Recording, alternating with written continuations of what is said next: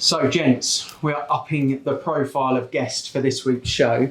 We've got Liam Connolly coming on from Rowberry Morris, who's one of the partners there. There are certain requirements that you have to have in place before you can serve a Section 21 notice, in particular Section 21. So you have to have done things like served an energy performance certificate, an electrical safety certificate, the How to Rent Guide, the government's How to Rent Guide book. You would have had to, if you've received a deposit, you have to have registered it in the appropriate time periods and served on the tenant the statutory information they're supposed to receive. And if you haven't done any of those things, you are prohibited from, well, you're not prohibited, you can serve a Section 21 notice, but it won't be valid. A solicitor firm across England which are really well regarded, really well established, so I really appreciate Liam coming on to share his wisdom. He is in disputes and litigation, so for landlords and future landlords out there, the reason why we've got Liam on is not to scare the life out of everyone, but to give everyone the foundations of security moving forward. So I'm absolutely looking forward to it. I know you guys have got some awesome questions lined up as well. From your perspective, Tristan, what are we looking for? I think there's a lot of legislation changes and a lot of uncertainty from a lot of landlords. So I think just going into a bit more detail of what the changes have been and how he sees it moving forward, just to reassure landlords, really. I think I'd be interested to find out the fine details. Definitely. And Mike, you've got some tailored quick fires? Speaking of tailoring, I've negotiated with him to take his tie off for the podcast. And yeah, the rest of the questions that we'll be asking really is to delve in with Liam, what's going on and where he sees it from his perspective. Yeah, brilliant stuff. I'm looking forward to this one. Shall we get him on? Let's do it. Right, so following that intro, Liam, I'm here with Tristan, Mike and Liam Connolly from Rowberry Morris, who's a partner. Give us a little bit of a background into why you specifically got into that part of law. Okay, well, thanks firstly for inviting me. It's really, really great to be here. It really goes back to my training days. So in 2006, when I got my training contract as a lawyer, I did a lot of property-based work. So beginning first with the conveyancing aspects of it, and I know how tricky that is from your side because I've been there and I've done all of that. And I've sat till 9-10 o'clock at night with my phone on, trying to get things through for people on a Friday. We wish there was more solicitors and conveyancers like that, to be honest. And that transitioned right through to dispute resolution. So I'm a dispute resolution partner now, but when I first started a dispute resolution lawyer, we had a lot of commercial clients. So we had property developers, and we had people like that who had property problems, and they came in many varied forms. So not just developers, but also landlords, people who had difficulties with their landlords, as commonly happens sometimes. So the whole spectrum really of land-related issues. So really experienced in that field, and it's just followed me ever since. I've always had a really good following with it, and a really good record with it too. So it's a real pleasure helping. It's a minefield of legislation as well, that particular area. So I'd imagine every day's a different day. Every day is a different day, and it's certainly over the last 18 months it has changed a lot. Good stuff. Well, I'm sure everyone watching is going to get some good value from this, and we've got some good detailed questions which you'll answer the best you can, obviously, on camera. So appreciate you joining us. So the first question to kick it off with is about legislation. We've seen a lot of changes over the years, but more so recently due to COVID. What's changed since COVID, such as notice periods, that landlords need to be aware of today? Okay, well, the good news for landlords is that it is pretty much status quo now. It's back to how it was in the pre-pandemic situation. We saw a lot of change. At the start of the pandemic, it was 3 months notice across the board for Section 21 and Section 8 notices, which are the types of notice that you've got to serve if you want to get your property back.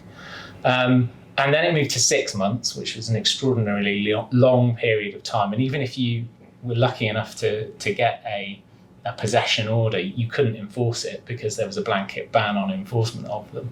And I was in touch with the Bailiffs Association on a fairly constant basis because they had knowledge and information as to when things might be changing or when they might not, and they didn't have a lot by way of update for us. And then it moved to 4 months, and until very recently, it's been 4 months. 4 weeks for Section 8 in some cases, depending on the amount of rent that was due, or instantly if you're talking about certain scenarios where you can serve a Section 8 notice, situations where tenants are acting in a way that they probably shouldn't be. But the good news is it's status quo again now. So with a Section 8 notice, depending on your scenario, if it's arrears of rent or something like that, it's now 2 weeks. So you serve your notice, you wait 2 weeks. If the arrears are still outstanding, you can crack on and you can initiate your claim if you have to. And Section 21 is 2 months now. So back to how things were, which is good. Did you see a spike in cases when things were changing there with the 6 months and the 4 months? Was there a change in volume there, or not really? Not a massive amount of change.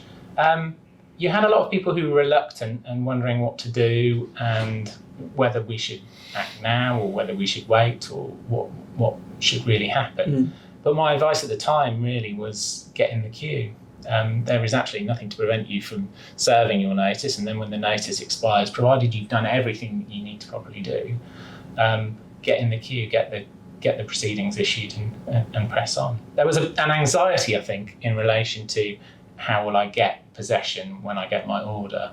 So I'll get my possession order from the court, but what am I going to do to enforce that? And for a while it was tricky. There were a lot of phone calls, as I say, to the bailiffs' agencies and places like that, just to see what update they were getting, whether they had any idea about when we'd be able to start trying to get properties back again, trying to get possession. So it wasn't as bad as I think a lot of people were expecting. Some people might be experiencing a lot more by way of delay than others, because obviously a lot depends on the court that you're in. Some courts have more resources than others, some are smaller, some are bigger, some have longer waiting lists for cases, and so there's a bit of luck of the draw element to it. Do you think that's part of the support that the government were putting out with the furlough scheme extension and speeding up of universal credit meant that tenants were less likely to fall into arrears? And do you think that's something that's now going to unfold now furlough's been ended? It's possible.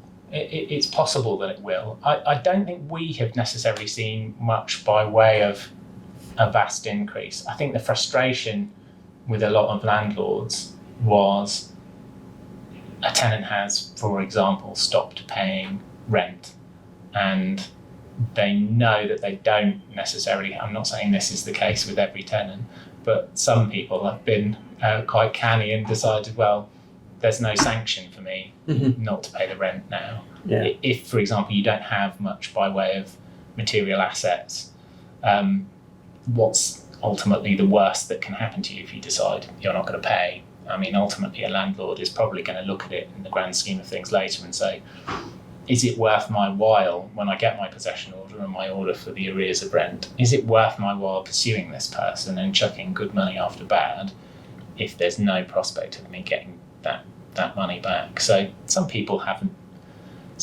been particularly straight with it, but it's something that's still evolving, and maybe we still haven't seen the full impact of it yet. Maybe an increase of people who choose not to pay rather than can't pay. That's always, as a letting agency, that's what we always warn our landlords. It's not the people who can't pay, it's the people who choose not to pay who become your problem. Yeah, absolutely. I suppose that brings me on to my next question, really, in that for a landlord that wants to serve notice to gain possession of their property, what do they need in order to do that?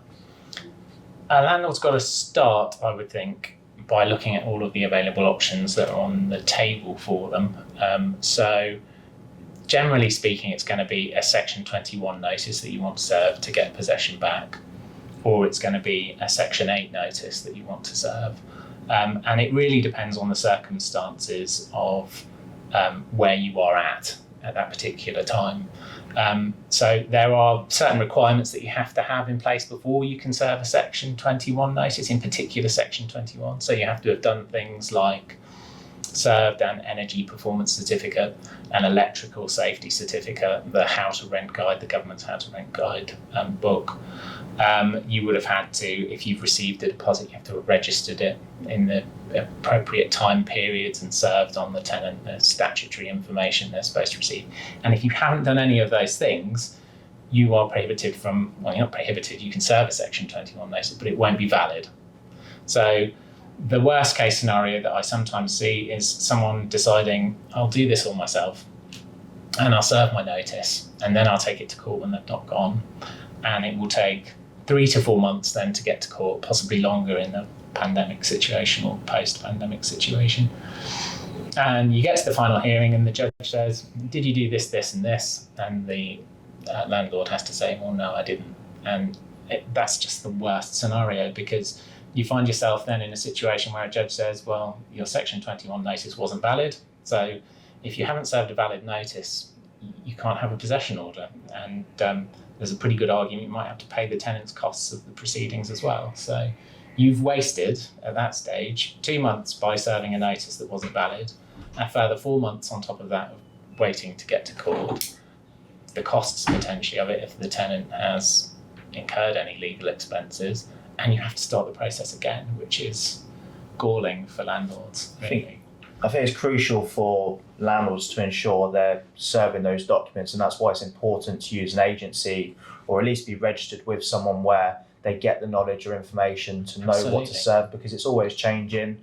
Obviously, how to rent guides come in along with all the other documents to serve prior to the tenancy starting to the tenants in order to serve the Section 21 notice and so forth. Absolutely. So, I mean, it goes along with my next question, to be honest with you. You sort of covered it, but just going into a bit more detail for those that don't know.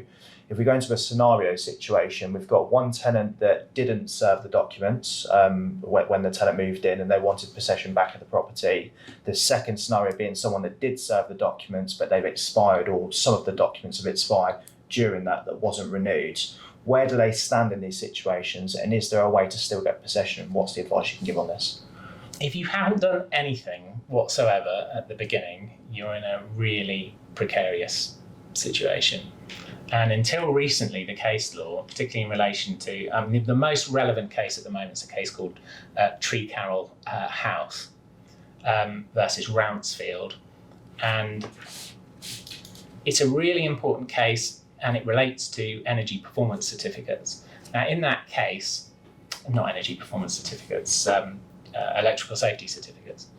In that case, the landlord had not served or provided the tenant with an electrical safety certificate at the commencement of the tenancy, which is a statutory requirement under the Deregulation Act 2015. So you have to do that. If you haven't done that, you can't serve a Section 21 notice. So the landlord hadn't provided that at the commencement of the tenancy, and the decision at first instance in that case was, well, you haven't done it, so it's not a valid Section 21 notice, so you can't have possession of the property back. And the landlord really wanted to know what the scenario would be if he had tried to correct that situation later. So he hadn't provided it to the tenant at the outset, but he had done it later. And at first instance, the court said, well, no, you can't do that. You're not allowed to validly serve a Section 21 notice. Sorry, your claim for possession has to fail. So the landlord in that case appealed it, and it went all the way to the Court of Appeal. And the Court of Appeal decision, thankfully, and I would say some common sense to this, the court said if you had an electrical safety certificate at the commencement of the tenancy, but you hadn't provided it to the tenant, but you then later provided it to the tenant, your Section 21 notice will be valid and you're entitled to your possession order, which is a common sense, breath of fresh air decision, I think, for all landlords, because it removes the situation where you're completely snookered. But what it doesn't cover is a scenario, and what the court didn't consider is the scenario where a landlord never had an electrical safety certificate at the beginning of the tenancy, and that position's still up in the air. So if there are landlords who have never had an electrical safety certificate at the commencement of a tenancy and haven't yet provided it to a tenant, it's unclear for them. They may not be able to validly serve a Section 21 notice. It hasn't been tested by the courts. I would like to think that the courts would adopt the decision in Tree Carroll and take a common sense approach to any cases coming through, and provided that a property is safe and you have provided that safety certificate, that they would follow that, and they would allow a landlord to take possession of their property, because otherwise it creates a scenario where potentially a landlord is in a situation where he can't get his property back, which would seem to be obscene, really.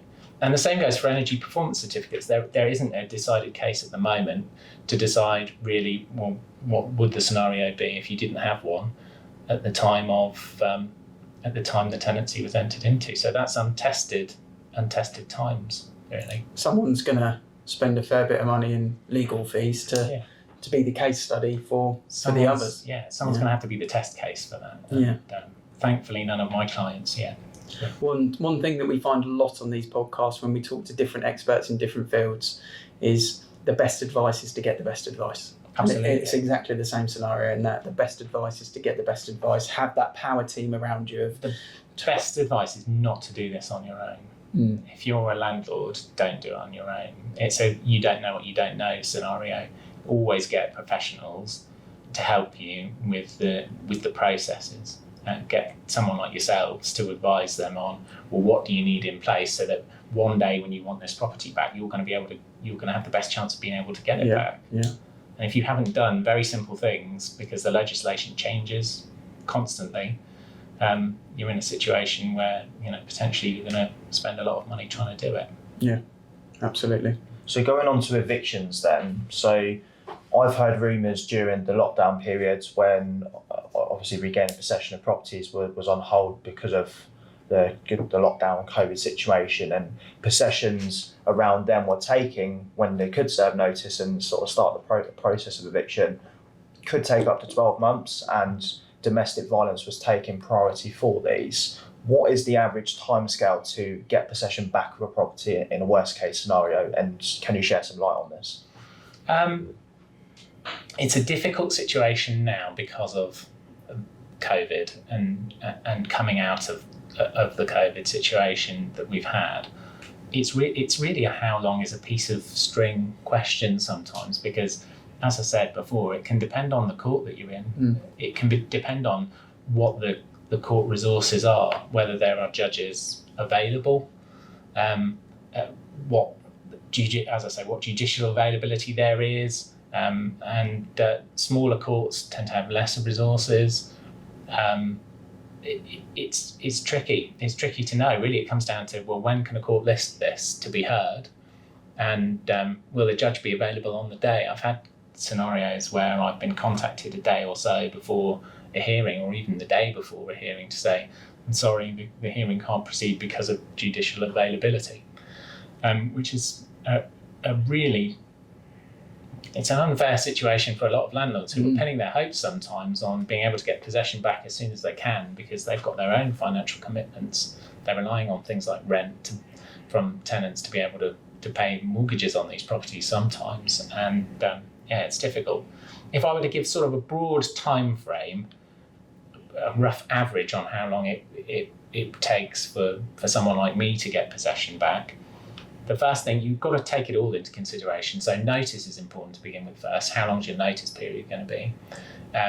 If you've got, in some scenarios with Section 8, for example, you can serve a notice and the notice can expire immediately. So if you've got someone who's acting in a way that a tenant perhaps shouldn't, so they're disturbing the neighbourhood and they're causing trouble to other tenants and other people nearby, there are provisions in the Housing Act 1988, Schedule 2, that you can rely on in your Section 8 notice. I think it's ground 14, where you can serve your notice and you can bring a possession claim almost immediately, in which case then it's just the court time that you've got to worry about.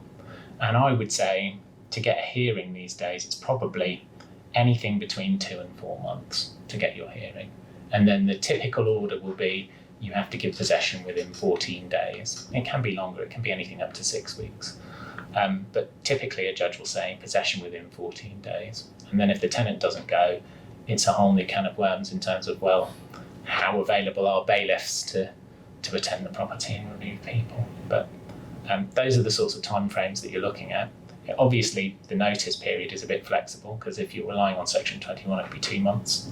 If you're relying on a different ground, it could be 2 weeks. It's a movable feast, but those are the sort of rough timeframes you're looking at. So it depends on the ground really of what you're serving notice for, the court that it's being issued by, like you said, resources, and it can fluctuate depending on circumstances. Loads of variables, yeah. Okay, so the best advice really is to seek advice and hopefully you're in a best case scenario. Seek advice and make sure that you, as I say, using guys like yourselves to really do a good look into and check out the people that you're renting to before you do it. Lots of people don't, and it's sad to see it unfold when you're taking a punt on somebody without really checking anything into their background and whether they're suitable for the property.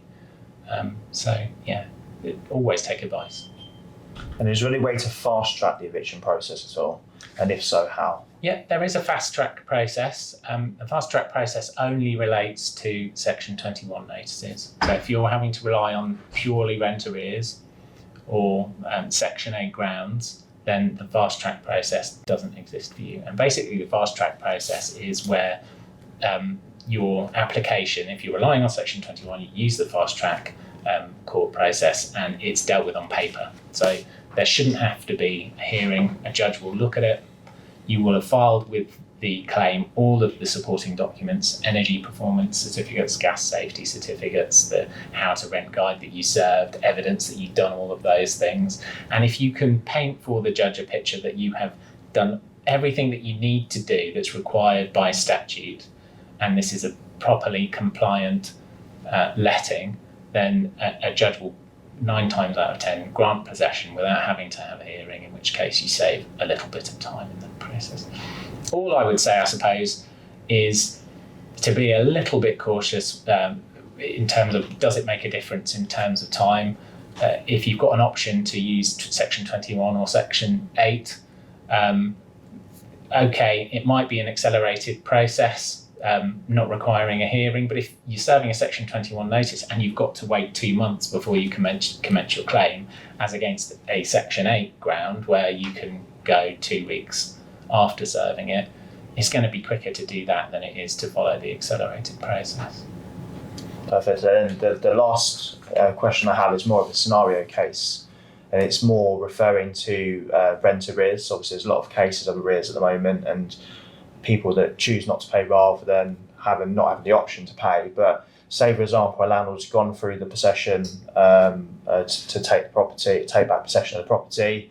Tenants left, but they've got 6-12 months worth of arrears potentially, so quite a lot of money owed to them. How do they go around getting their money back from what they're owed? Is there a way around this? And what do you advise in that case? There are loads of options that are available in terms of enforcement of judgments. So if you've got a possession claim, typically the possession order that you get will have with it an order for the arrears of rent. So you would typically tie the two things in together. You'd say, I want an order for possession, but I want my arrears as well.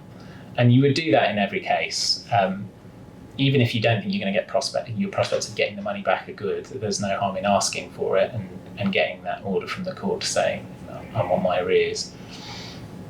It can be a tricky situation. If your tenant is in effect made of straw, they don't have any assets, they don't really have much behind them, my advice to most landlords would be either wait and see if the situation improves later, where you can recover the arrears down the line, or simply don't throw good money after bad. It would be a really easy scenario to already be in a bad situation where you've got a tenant who's incurred significant arrears and then carry on chasing that rabbit down the hole and find that you've spent a whole lot more money in a situation where you just can't get it back. The better thing to do probably is to relet the property and focus your energies on that and making good on some of the losses that you've incurred.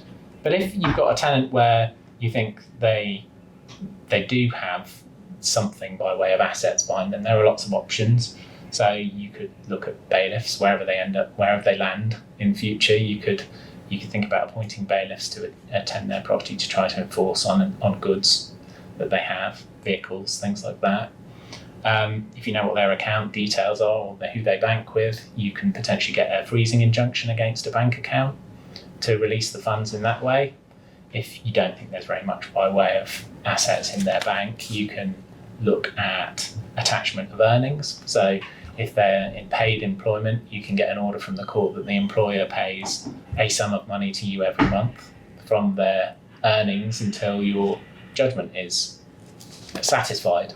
So those are some of the options, but probably the best cure in the whole thing is prevention. So have a good agent really look at the situation, take references for the tenant, and ensure that this person that you're putting in your property, and not all landowners and landlords have a vast empire of properties. Sometimes it's sometimes it's retirement income, sometimes it's the biggest investment that they have. So if it's the biggest investment that you've got, it's worth investing the money up front and having it done properly by a proper, reputable agent who can make sure that you're putting the right person in that property.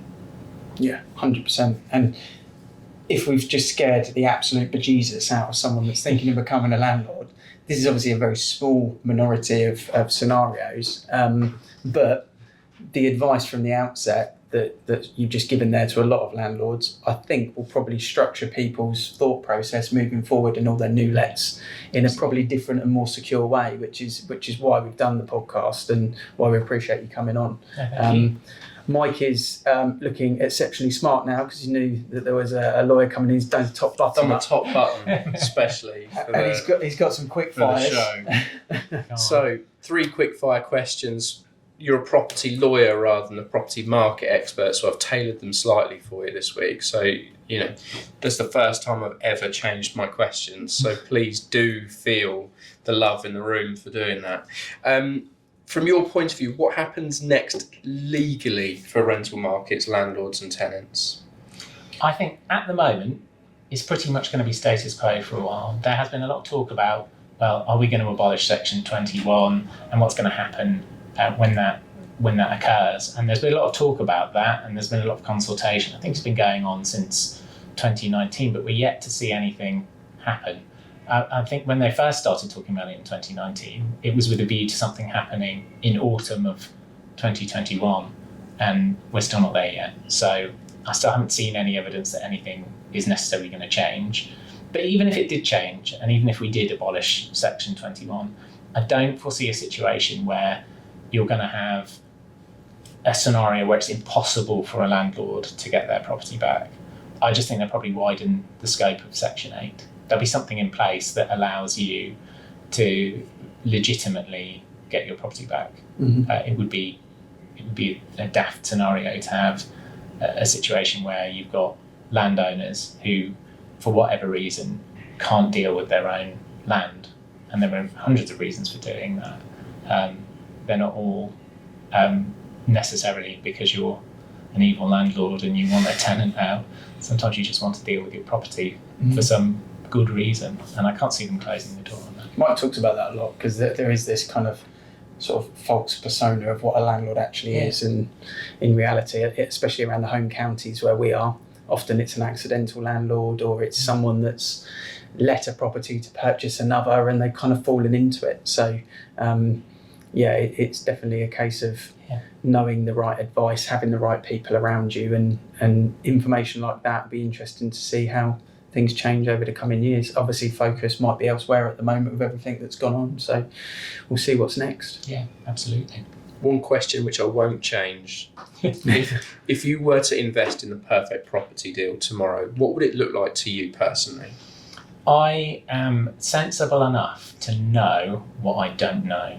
So I would take, not legal advice, but I would take advice. I would take advice from people who know the market, who know what they're doing. I'd have in mind what I'm spending and the reasons why I'm doing it. So what am I trying to achieve from it?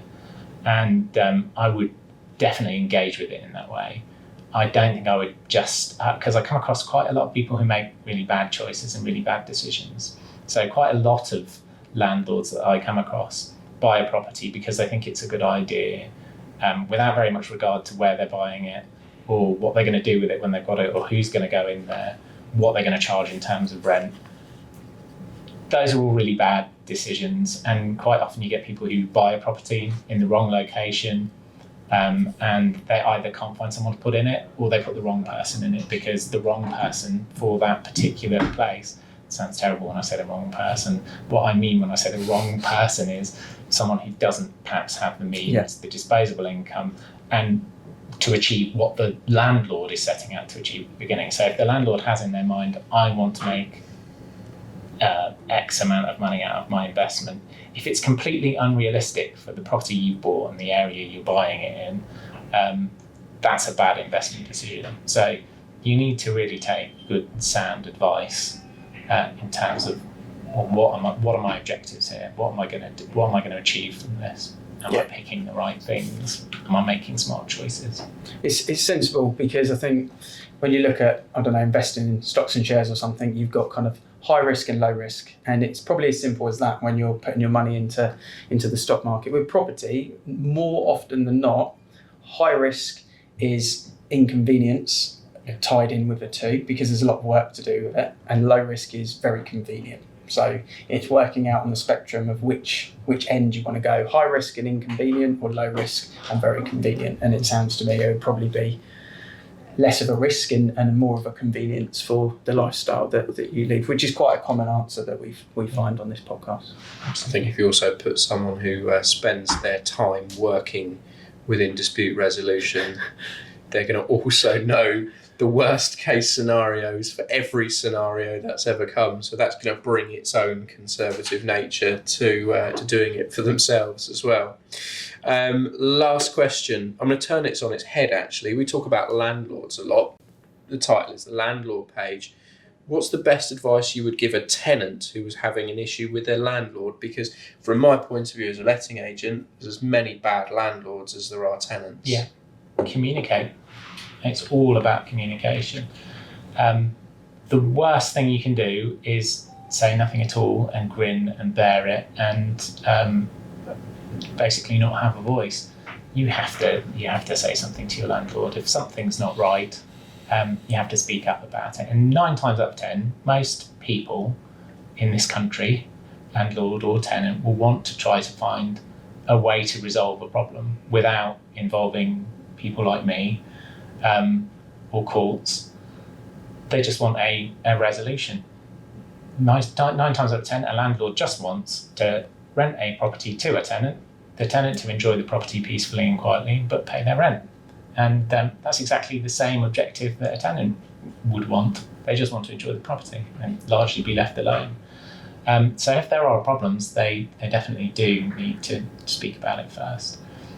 It's a different scenario if you can't get a solution to your issue. Then you probably need to know what your legal rights are, and depending on what the problem is, you may have a remedy, you may not have a remedy, but it's always sensible to then take advice. Makes total sense. And I think from my point of view, I've learned a lot there. I think our watchers and our listeners will have taken a lot of good valuable advice there, where hopefully stops them making the wrong decisions down the line if thought comes to it. And I'm just thinking back to last week where we saw a WhatsApp from a landlord saying, "Don't worry, I'm going to do it all on my own," and sent a WH Smith tenancy agreement to us for $9.99. And I'm just thinking back that maybe we might send the link to the podcast then, just so that they've got their right advice, even if they don't use us.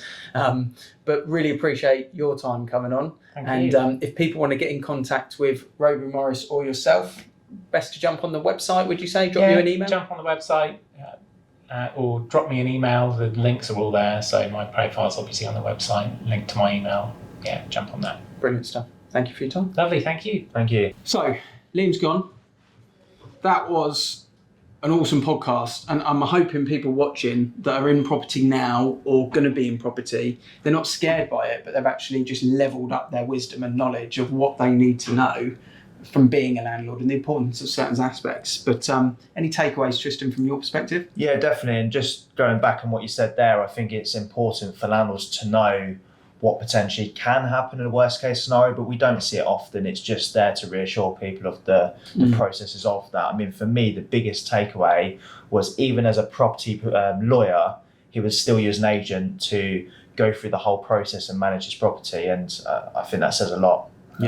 From my perspective. 100%. It's a powerful statement that someone with that level of wisdom and knowledge in that area would still see the advice of people much like ourselves invaluable when it comes to investing in property. Yourself, Mike?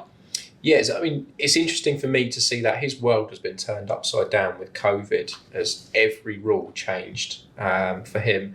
It's interesting to see where they are now, as the world has effectively returned to normal. But within that, he didn't really see a massive change. That the people he was defending his clients against were the same types of people, those who choose not to pay rather than those who can't pay. So there was one thing that just carried on throughout. Yeah, absolutely. And I found that he kept reaffirming the importance of doing it right from the beginning. From the beginning of the tenancy agreement, or even just prior to the start of the tenancy agreement, and how much it could potentially cost a landlord by not doing right by the tenant, which is what that's all about. It's not about getting away with anything, it's doing right by the tenant from the outset can have a huge impact down the line if something was to go wrong. So some powerful information and advice there. And as always, for everyone watching, we appreciate obviously listening, watching, whatever platform you're on. Make sure you subscribe to the channels if you want to check out on next week's. Obviously, we do these for the landlord community, the property investor community, so they can take value. We don't ask for anything in return other than just to potentially recommend it to someone you know that you think is going to take value from it. And if you've got a guest that you want on there, or a particular part of the industry that you want to see a specialist in, comment, let us know, and obviously we'll do our best to get them on. But Mike, Tristan, another podcast in the bank. Really enjoyed it. I'm flicking through YouTube and through Spotify. I don't think there's a podcast or a video channel on YouTube that landlords can land on where they're not being sold something. I mean, it'd be the first time any estate agents ever asked that question, but why not ask that question to a wider audience? Estate agents have the knowledge there, but they don't seem to share it. You can do different episodes based around someone that wants an exit plan or someone that's just starting their portfolio. The rules change every year. Yeah. But why not just open the floor out and just say, well, is property even the best investment out there? And tax advice is a big thing, especially with everything that's changed, capital gains tax, and obviously your stamp duty costs that you need to pay and whatnot. People don't realise what they need to prepare for. We build a podcast and we build a YouTube channel, somewhere that landlords can go and they feel they're not being sold to, but they're just getting quality advice.